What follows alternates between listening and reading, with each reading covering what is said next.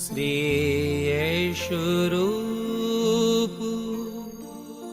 चरणं शरणं। जय सद्गुरुदेव जय पद शरणं।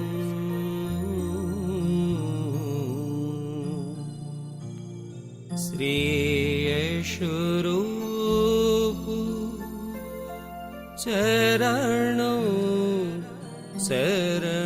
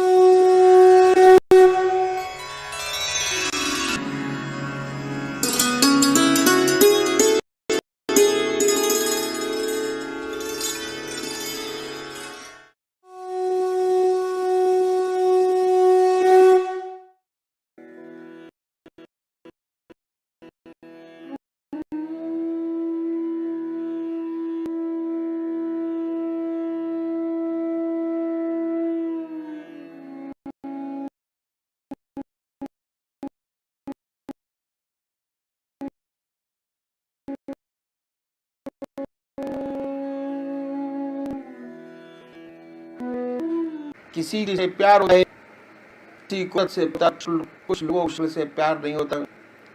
शक्ल से प्यार वैसा पुजारी जिन्हें शक्ल से प्यार नहीं वो है निराकार। इन संतों ने दोनों के लिए रास्ता बताया। जो साकार पुजारी हैं उनका प्रथम कार्य एक इष्टा निश्चित करना। एक निश्चित किए, एक अपनी आत्मा से पूछिए कि भगवान की कौन सी मूर्ति आपकी है जिसमें भगवान की सबसे ऊंची भावना डाल सकते हो। उसे अपनाइए, उसे अपना इष्ट माने, उसी की पूजा करें, उसी का दें, को याद करें, उसको नहीं। ऐसा नहीं कि भी अपना पूजा करें, कभी कृष्ण की माँ की। अगर रोज रोज बदलेंगे तो इसका विशेष लाभ होगा। दरअसल में पूजा का जो मकसद है वो है चित्त की एकाग्रता प्राप्त करना, और ऊपर उससे उठे तो कहेंगे कि चित्त की वृत्ति निरोध प्राप्त करना। ऐसी हालत जिसमें विचार शून्यता प्राप्त हो, जब भी हो सकता है एक इष्ट हो। पूजा कैसा करें? कुशा या कंबल का आसन हो, धूप बत्ती अगरबत्ती, सुख आसन से बैठे, रात्रि के वस्त्र बदल कर बैठे, साफ सुथरी चादर बिछी हो। अगर स्नान नहीं कर सकते तो कोई भी मुंह हाथ धोकर सुख आसन से बैठे। फिर कल्पना कि आपका इष्ट शरीर के सामने मान है। उसके बाद कोई भक्ति भरा बजाइए तो क्या होगा? आपके बहिर्मुखी विचारों दुनिया से हटकर मन ईश्वर की तरफ लग जाएगा। इसके बाद ध्यान लगेगा। पहले बाहर देखिए, अपने इष्ट की मूर्त बाहर देखें। ये कल्पना करिए कि आपका इष्ट सह शरीर आपके सामने विद्यमान है। फिर कोई भक्ति भरा भजन गाइए तो क्या होगा? आपके मुखी विचारों की ऐसे मन खटकर ईश्वर की तरफ लग जाएगा। और इसके बाद जब आप ध्यान करेंगे तो ध्यान बनेगा। बाहर देखिए, अपने बाहर अपने सामने या ध्यान जाए, उस पर मूर्त अपने में उतारिए, बड़े प्यार से उतारे। इतने प्यार से कि ना कोई दूसरा विचार जाए, ना ख्याल। हमारी आत्मा हमारे मन को देखती रहती है, बताती रहती है कि हम क्या सोच रहे हैं। जब मन फिर प्यार से इसी मूर्ति पर जमाए, फिर ना कोई विचार रहेगा। जब चेतन अवस्था में लौटेंगे के ध्यान देंगे, और उस समय आपको सुंदर अनुभूति कि आपका हृदय मस्तिष्क अनुपम आनंद से भर गया। बड़ी शक्ति मिली, जितना मस्तिष्क पर भार था हल्का हो गया। यह पूजा का तरीका जन संतों ने बताया साकार पुजारियों के लिए। यदि ऐसे पूजा करेंगे विशेष लाभ होगा, चित्त की एकाग्रता प्राप्त होगी, सुषुप्ति की अवस्था प्राप्त होगी, और धीरे धीरे सुषुप्ति से सहज समाधि में प्रवेश कर जाएंगे।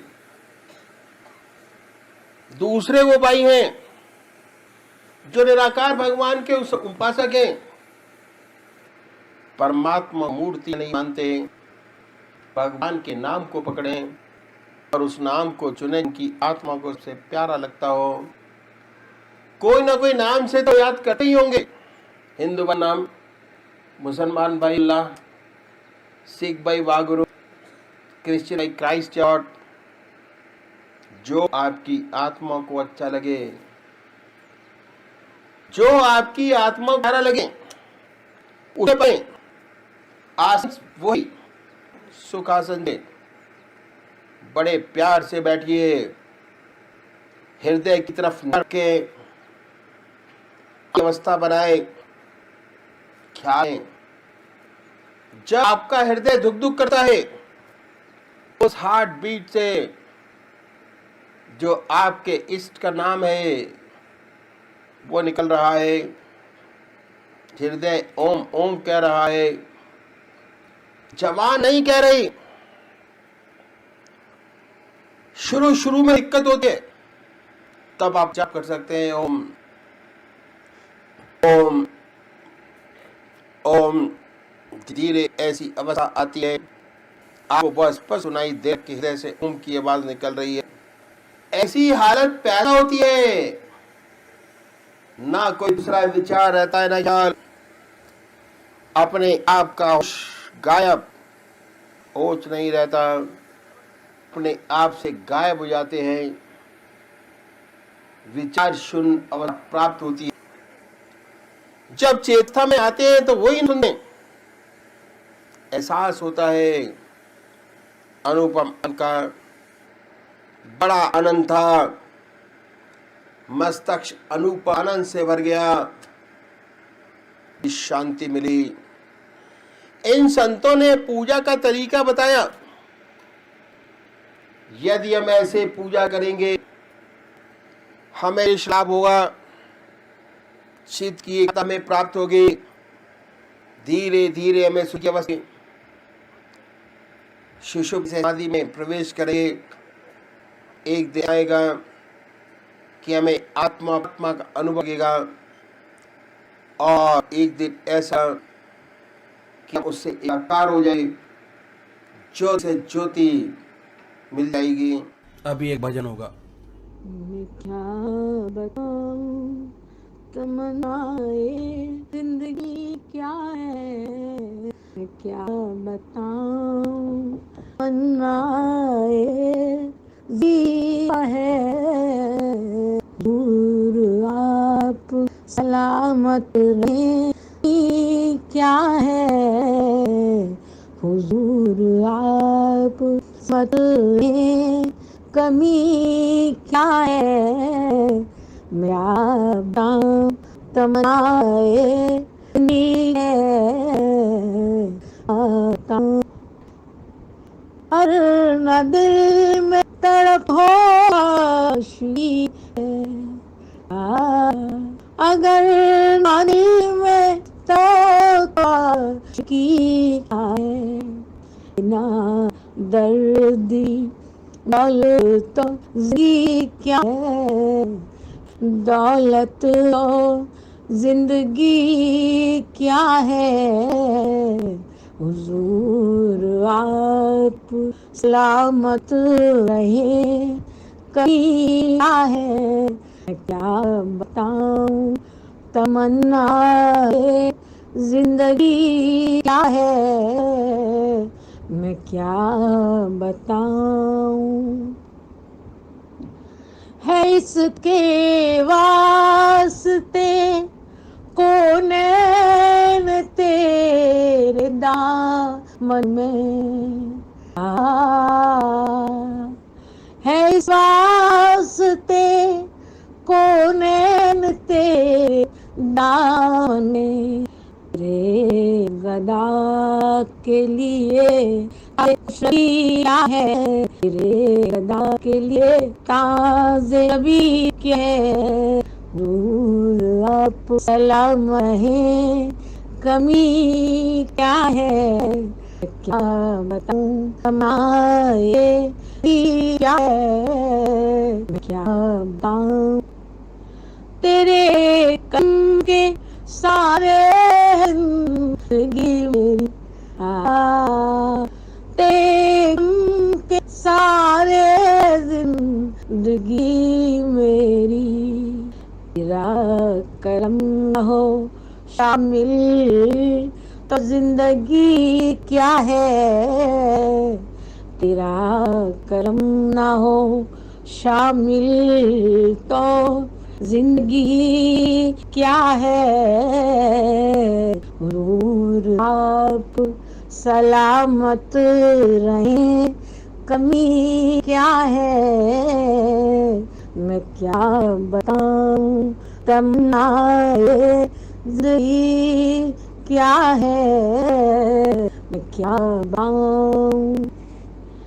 मेरी नमाज यही है कि पूजती हूँ तुम्हें, मेरी नमाज नाज मेरी नमाज यही है कि पूजती हूँ तुम्हें, मुझे खबर नहीं आगाज़ जिंदगी क्या है, मुझे खबर नहीं आगाज़ बंदगी क्या है, हुजूर आप सलामत रहें, कमी क्या है मैं क्या बताऊं, तमन्नाए जिंदगी है मैं क्या बताऊं।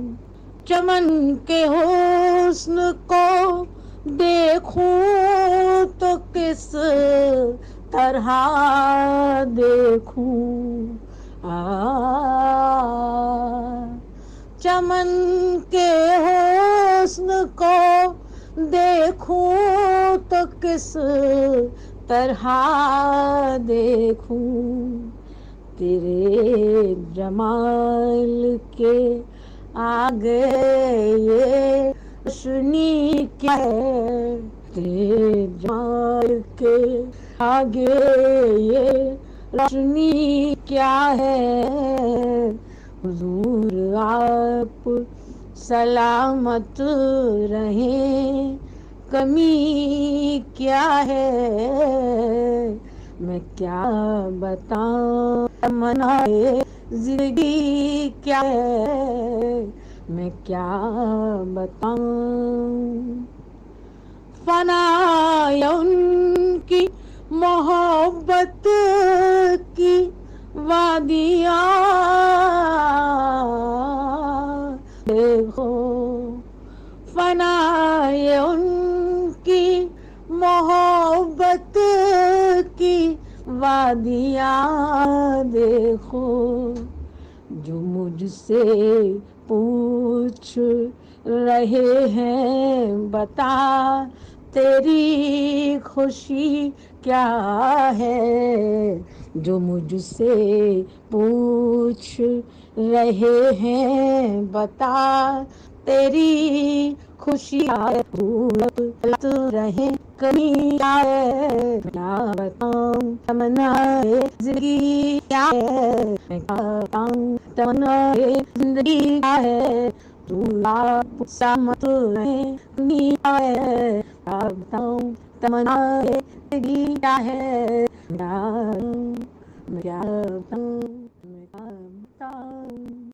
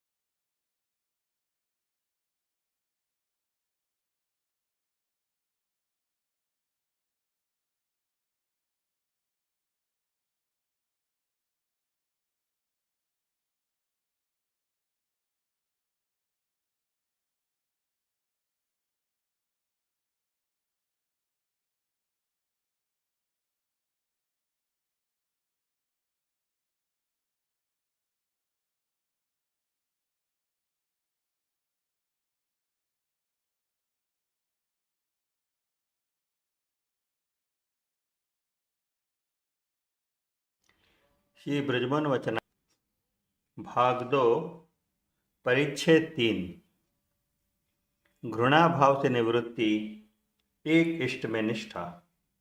स्थान T34 अतुल ग्रोव रोड, नई दिल्ली, सन 1948। जासु कृपा अस भ्रम मिट जाई, गिरिजा सोई कृपाल रघुराई। आदि अंत कोई जासु न पावा, मति अनुमान निगम असगावा। घर पहुंचकर दास का हृदय बड़ा ही दुखित था।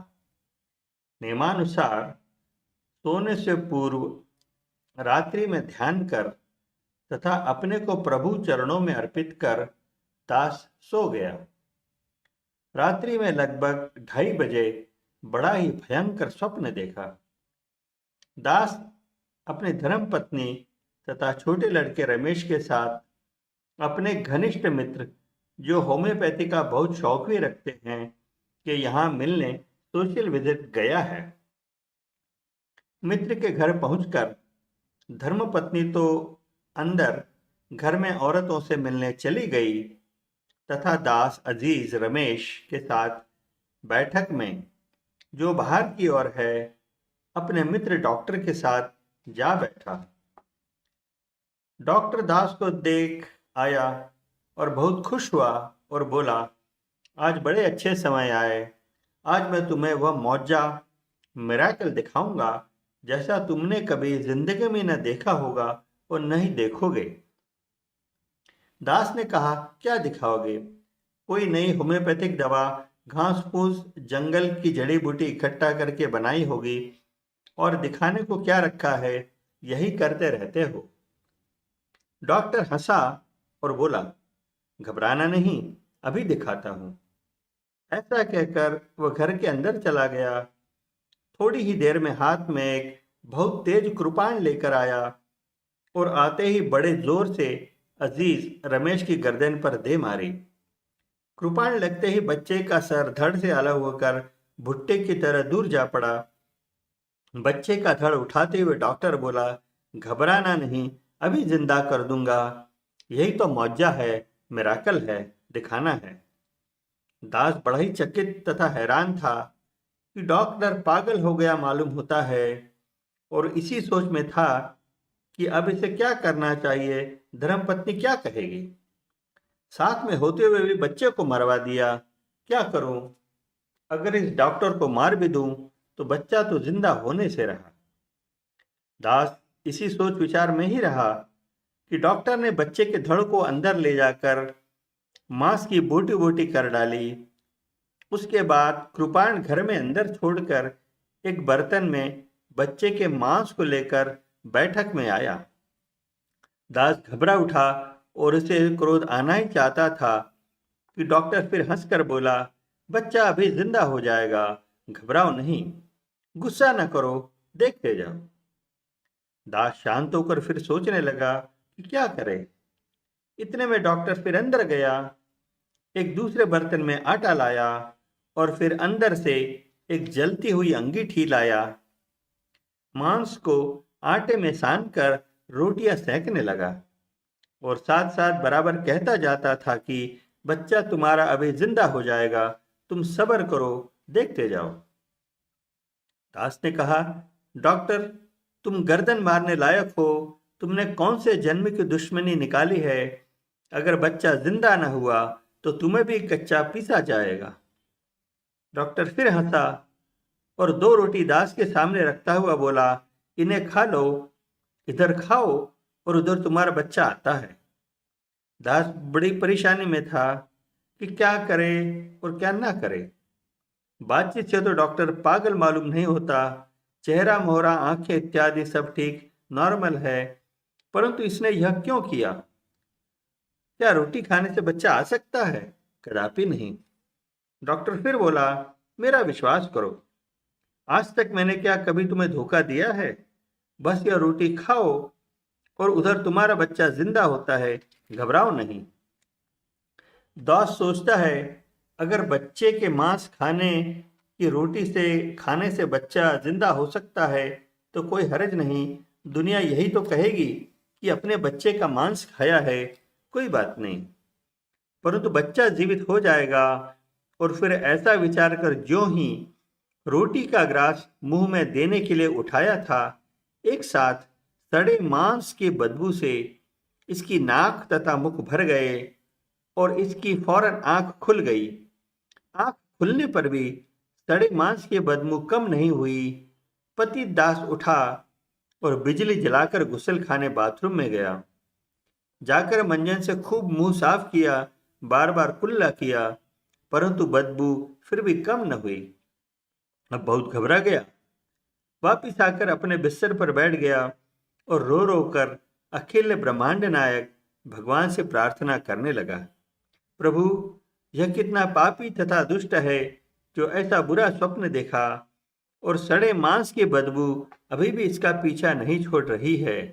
हे प्रभु, इस पामर से अति पामर पतित दास का कैसे उद्धार होगा? प्रभु, अब तो दया करो, रहम करो, यह पतित केवल तेरे द्वार का भिखारी है। इत्यादि इत्यादि। प्रार्थना करते करते एक गहरा नशा पतित को हुआ और उसी नशे में यह फिर सो गया। प्रातःकाल लगभग 6 बजे फिर दास ने स्वप्न देखा। आज रविवार है। दास का आज मौन व्रत है। प्रातःकाल सही स्नान आदि से निवृत्त से हो दास हरिचिंतन में लगा हुआ है। बीच बीच में संत पढ़ने लगता है, कभी ध्यान, कभी सुमिरन, कभी स्वाध्याय। इसी प्रकार सायंकाल के 6 बज गए। अब विशेष रूप से अगरबत्ती जला रामायण का ऊंचे स्वर से पाठ कर मौन व्रत तोड़ रहा है। अब हल्का भोजन कर व्रत खोला, फौरन कपड़े पहन बस में बैठकर बिरला मंदिर पहुंचा। लक्ष्मी नारायण जी की आरती हो रही है। बड़ा ही आनंद आ रहा है। मूर्ति सजीव सी मालूम हो रही है। अब गीता भवन में गया। भजन प्रारंभ करने से पहले पंडित जी 24 घंटे हरि चर्चा करने का व्याख्यान दे रहे हैं। अब भजन होने लगे। मधुर कंठ से भक्ति रस के भजनों में सोने में सुहागे का काम किया है। दास आंख मीचे आनंद में झूम रहा है। आंख खुली तो भजन समाप्त होने में केवल 5 मिनट बाकी हैं। अब परमपिता परमात्मा से प्रार्थना कर रहा है कि भजन 1 घंटा और अधिक चले तो बड़ा अच्छा हो। भजनों में बड़ा ही आनंद आ रहा है। पंडित जी के पास ट्रस्टी महोदय का पर्चा पहुंचा है।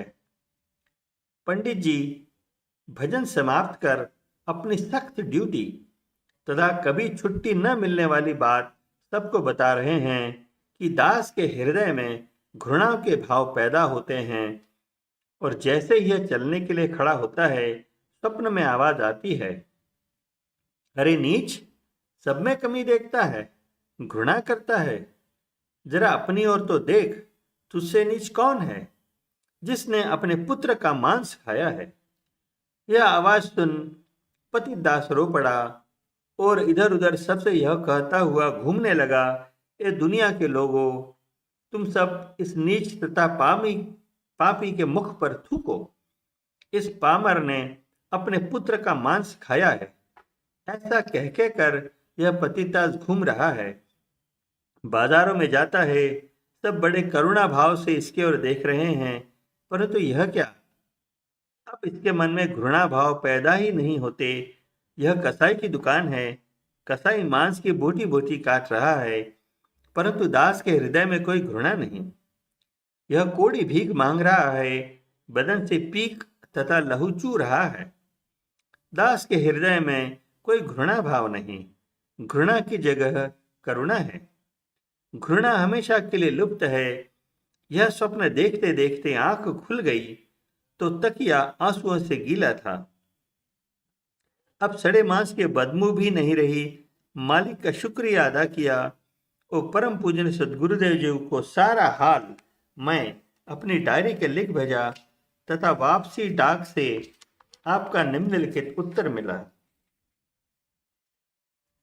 ओम फतेहपुर 13 नवंबर 1948। प्रिय यशपाल, चिरंजीव रहो। तुम्हारे 2 पत्र आए, समाचार मिले। सचमुच भक्ति वहीं सुंदर रूप से रीझती है जहां वह भगत अपने इष्ट देव सद्गुरु पर सत्य रूप से प्रेम व विश्वास से भरा व सजा हुआ हृदय प्रेष करता है। प्रभु स्वयं ऐसे भक्तों पर अपनी कृपा करते रहते हैं। परमात्मा की असीम दया व कृपा से तुम्हारे दिल में उसका प्रेम है, अनुराग है, भक्ति है और जीवन की कला बदलकर एक नया सुंदर रूप धारण करने की ओर चल रही है। परमात्मा करे यह भक्ति नई नई तरक्की करती रहे। स्वप्न जो तुमने देखे हैं वह सब अच्छे हैं और जिस साहस और प्रेम आनंद से अभ्यास किया जा रहा है वह सब बहुत सुंदर है। तुमने जो डायरी भेजी है वह बहुत अच्छी है। उस पर सोच समझकर अभ्यास करना उचित है। इतनी सख्ती हर बात में एकदम से न करनी चाहिए कि अपने संसारी साधारण जीवन में अशांति का स्वरूप पैदा हो। संसार में रहते हुए सब धर्मों का सुंदर पालन करते हुए मालिक के शरण में दिल लगा और डूबा रहे, यह है यहाँ की तालीम। खाना खाते समय और सोते समय मालिक की याद में दिल लगा रहना चाहिए। आखिरी स्वप्न में इस बात की तरफ हिदायत है कि अपने इष्ट देव को छोड़कर किसी से कुछ इच्छा और तलब वगैरह नहीं करना सच्चे भगत और उत्तम अभ्यासी का उत्तम नियम होना चाहिए। आपने वहां जाकर विशाल मूर्तियों से प्रार्थना की और दिल की पूजा का भाव भी उधर ही रखते रहे।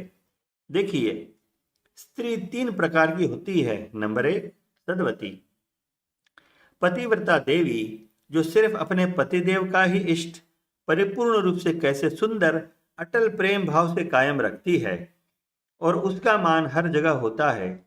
वह कहीं किसी की और किसी बात आदि के लिए तनिक भी इच्छा या तवज्जो नहीं करती है। सभ्यता व सदाचार जीवन से सरोबार और अपने मालिक या इष्टदेव के प्रेम में चूर चूर रहती है और सबका भला ही चाहती है, आदि आदि। नंबर 2, वह स्त्री जो पति पर भी प्रेम व विश्वास करती है और दूसरों की सहायता पर भी इच्छा रखती है, आदि आदि।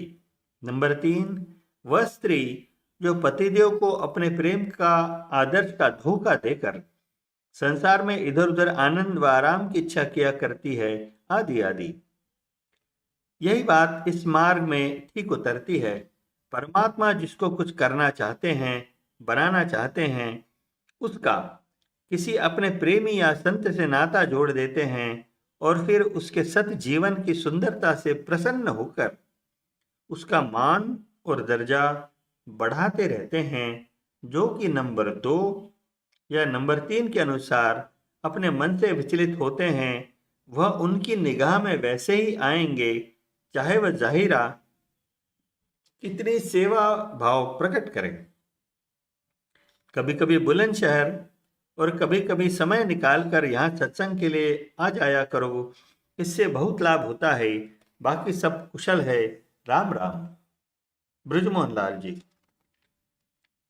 इसके 3 दिन पश्चात चाचा जी श्री मोहनलाल जी का भी एक पत्र इस विषय में बुलंदशहर से प्राप्त हुआ, जो इस प्रकार था। प्रिय यशपाल, खुश रहो। पत्र आज आया, हाल मालूम हुआ। तुम्हारी खुशकिस्मती थी कि आप पर ऐसी कैफियत गुजरी। अब जरूरत इस बात की है कि दूसरी संगतों और दूसरे तरीकों की सोहबत से बचते रहो। जो गुरु महाराज ने बतलाया है उसको अपने घर बैठकर करे जाओ, वरना रुकावट पड़ जाने का अंदेशा है। कहीं कीर्तन मंदिर वगैरह में मत जाओ जब तक हुक्म गुरुजी का न हो। कोई साधु महात्मा कोई आवे मत जाओ। किसी सोसाइटी के मेंबर ना बनो।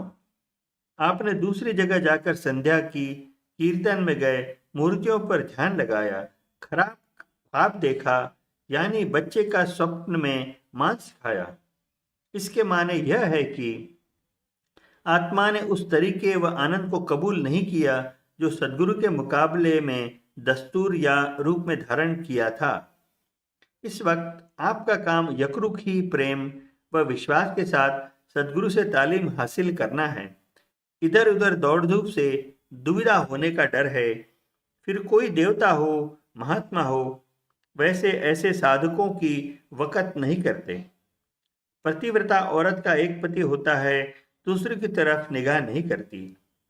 उसके लिए दूसरे तमाम मर्द औरत समान हैं। जो अपने इष्टदेव की इजाजत बगैर और उसके प्रेम विश्वास के बिना दूसरों के निकट या सामने या संगत में जाते हैं, वह जिनके पास जाते हैं जाने वालों की वक़्त नहीं करते।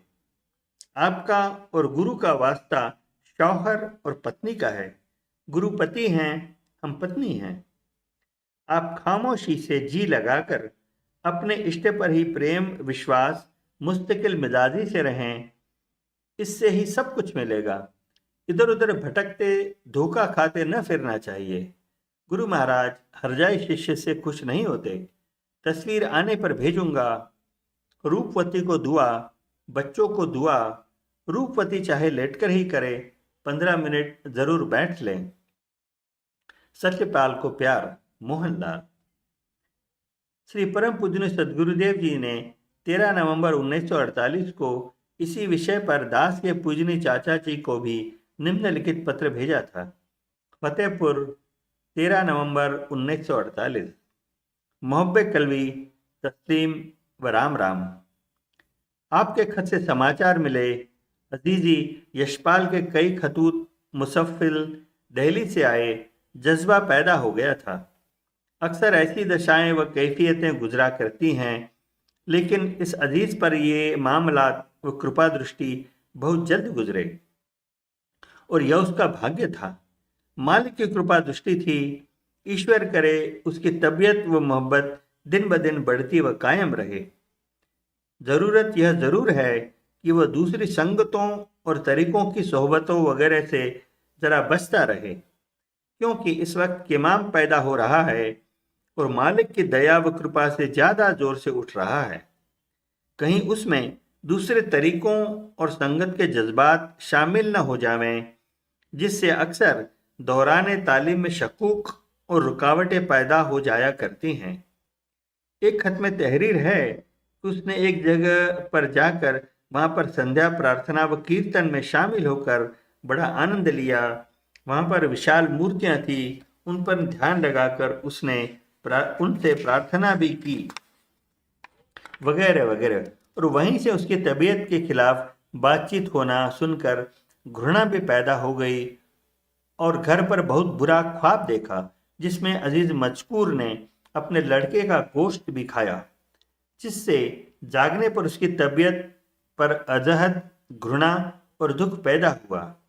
यह ख्वाब जाहिर करता है कि आत्मा ने उस तरीके और आनंद को कबूल नहीं किया जो सद्गुरु के मुकाबले में दूसरी वस्तु या रूप में धारण किया था। गो वह सब अच्छी चीज़ें थीं। इस वक्त उसका काम सिर्फ यकरुखी और प्रेम विश्वास से सद्गुरु से तालीम हासिल करने का है। इधर उधर दौड़ धूप से दुविधा होने का डर रहता है। फिर चाहे कोई देवता हो, चाहे कोई और भक्तजन या संत महात्मा हुए, वे ऐसे साधकों की मदद नहीं करते जो अपने इष्टदेव की आज्ञा बगैर और उनके प्रेम विश्वास के बिना उनके निकट या सामने या संगत में जाते हैं।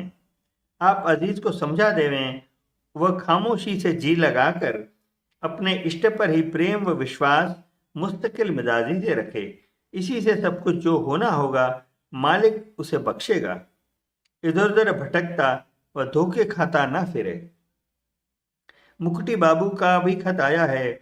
आप उनसे फरमा दे कि मालिक से प्रार्थना की गई है, लेकिन भाई यह क्या बात है कि ऐसे मामलात का नाजायज फायदा उठाते रहा जाए, मगर परमार्थ की राह में भी उनको लगाकर इस गुनाह से हल्के हो जाने की नीयत नहीं होती। और जब कोई पकड़ होती है तो फिर परमात्मा से उसे माफ़ी के वास्ते प्रार्थना करनी पड़ती है। यह हमारा सब इंसानी फर्ज ज़रूर है कि जब कोई मुसीबत और दुख व परेशानी में हो तो उसकी मदद व सहायता करनी चाहिए और मालिक से भी प्रार्थना भी करनी चाहिए। लेकिन दूसरी नज़र में मालिक के सामने बड़ी शर्म व निदामत भी ज़रूर पैदा होती है। जहाँ नाजायज खुदगर्जियाँ व सूरतें आदतों से दूर ना हो, वहाँ परमार्थ की कमाई क्या हो सकती है? वह अपने समाज की क्या सेवा कर सकता है? बुरी बातों को चुरा छिपा कर करना और बुजुर्गों का, समाज का, सत्पुरुषों व सद्गुरुओं का व परमात्मा का भय व डर, उनकी शर्म न रखकर सिर्फ अपनी नाजायज गरज को बढ़ाकर पूरी करने की कोशिश करना, मगर नेक काम, परमार्थी धर्म व ईश्वर भजन, आध्यात्मिक तरक्की वगैरह वगैरह करने में शर्म, डर और समय का अभाव वगैरह सब पैदा हो जाते हैं। भला यह कैसे प्रतीत हो कि ऐसे शख्स को परमार्थ का शौक है और वह सत्संगी सचमुच है ही और मालिक व सद्गुरु से प्रेम व भक्ति भी रखता है। बुलंदशहर से वापसी पर एक खत रवाना कर दिया गया था और जो वहां पर गुफ्तगू हुई थी वह भी लिख दी थी। जाहिरा तो यही यकीन हो गया था कि जैसा उन बुजुर्ग साहिबान ने फरमाया था कि वह कोई करारदाद नहीं करना चाहते हैं और लड़की पर इत्मीनान करना चाहते हैं, शादी उन साहिबान को ज़रूर मंजूर थी। इसलिए आप व जनाब मुख्तार साहब से अर्ज कर आया था कि मिलकर यह पता लगाते रहें और जल्द करावे, ताकि शगुन वगैरह की रस्म भी जल्दी से हो जावे और शादी भी जल्द हो जावे। अब आपकी तहरीर से कुछ फिक्र पैदा हो गई है। परमात्मा हमारी सबकी मदद करेगा, फरमाएगा। ईश्वर मालिक है।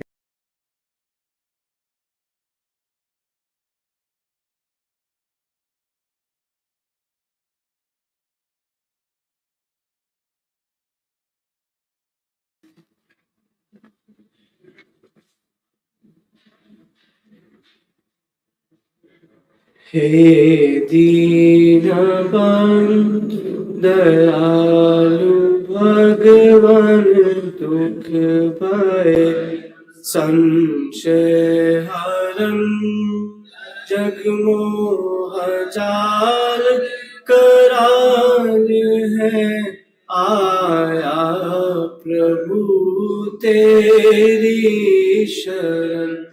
मैं पतित हूँ तुम पतित पावन, दास में तुम नाथ हो।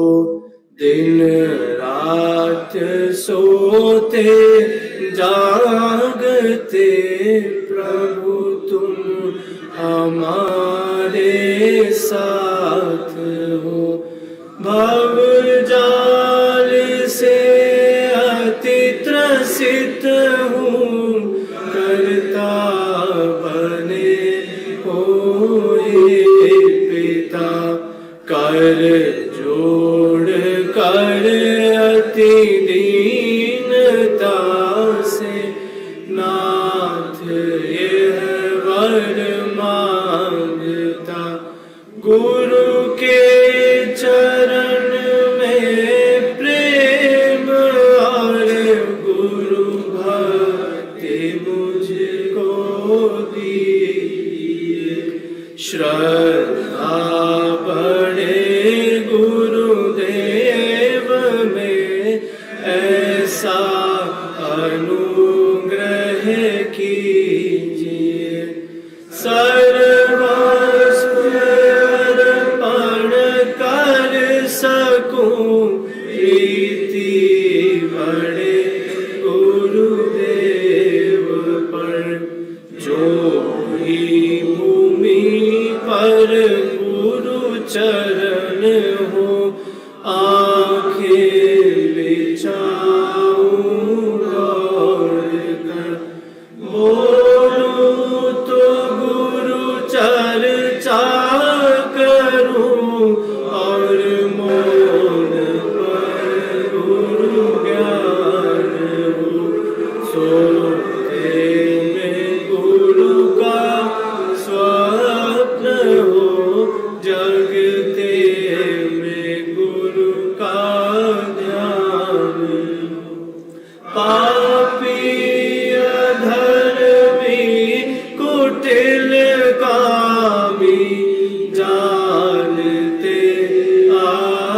में दिया रहवासी गुरुदेव जी, निज दास मुझको कर लिया।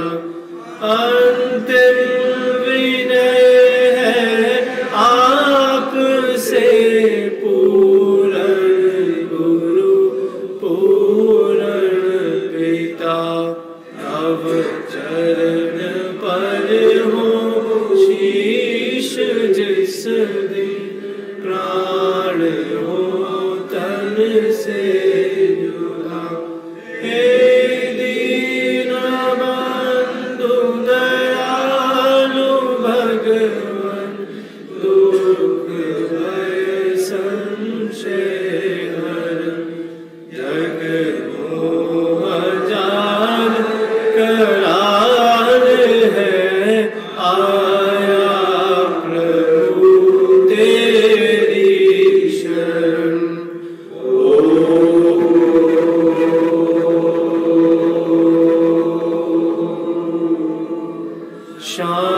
शांति शांति शांति।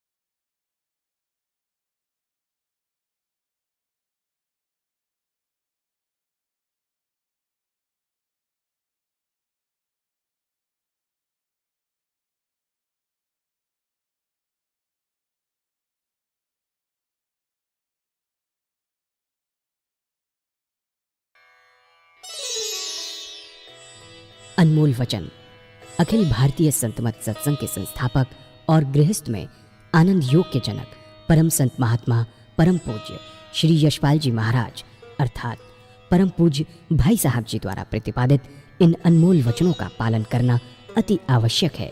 ये वचन हमारी गृहस्थ आध्यात्मिक साधना के लिए मूलभूत सिद्धांत हैं, जो इस प्रकार हैं।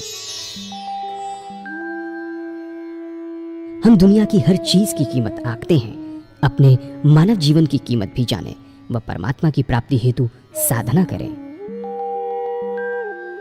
मनुष्य योनि एक उपहार है, इसीलिए परमात्मा को धन्यवाद देते हुए आधा घंटा प्रातःकाल, आधा घंटा सायंकाल पूजा अवश्य करें। सत्संग, सतनाम व सद्गुरु को प्राथमिकता देते हुए इसी के आधार पर ध्यान योगाभ्यास अवश्य करें व गृहस्थ के कार्यों को परमात्मा का कार्य समझकर उसी की याद में संपन्न करें। हर समय ये ध्यान रहे कि गुरु कृपा द्वारा परमात्मा की पवित्र सत्ता का हमारी आत्मा में वास है, अतः मन में निरंतर अपने इष्ट देव का जाप करें। मान सम्मान की इच्छा ना करें व अपमान से दुखी न हो। परमात्मा के अतिरिक्त किसी और का भय न करें। दूसरों की बुराई न करें, न सुने, सत्य व मधुर बोलें, अश्लील शब्द मुंह से ना निकालें, सभी से नम्रतापूर्ण व सुंदर व्यवहार करें। धर्म पत्नी के अतिरिक्त अपने से बड़ी से माता जैसा, बराबर की से बहन जैसा व छोटी से पुत्री जैसा व्यवहार करें। सांसारिक जीवन यापन की आवश्यकताएं अंतहीन हैं, इसीलिए अधिक से अधिक समय सत्संग में व धन परोपकार में खर्च करें। याद रखें, न स्त्री माया है, न धन दौलत, न ही परिवार। माया वह है जो हृदय को परमात्मा से दूर हटा दे। अतः निरंतर सत्संग और सद्गुरु की शरण में रहने का प्रयास करें। भोजन अपने इष्ट को अर्पण कर प्रसाद रूप में परमात्मा की याद में करें। रात्रि में सोने से पहले अच्छे बुरे कार्यों का आत्मनिरीक्षण कर उसका समुचित पश्चाताप करते हुए ध्यान करें व प्रभु की गहरी याद में ही विश्राम करें।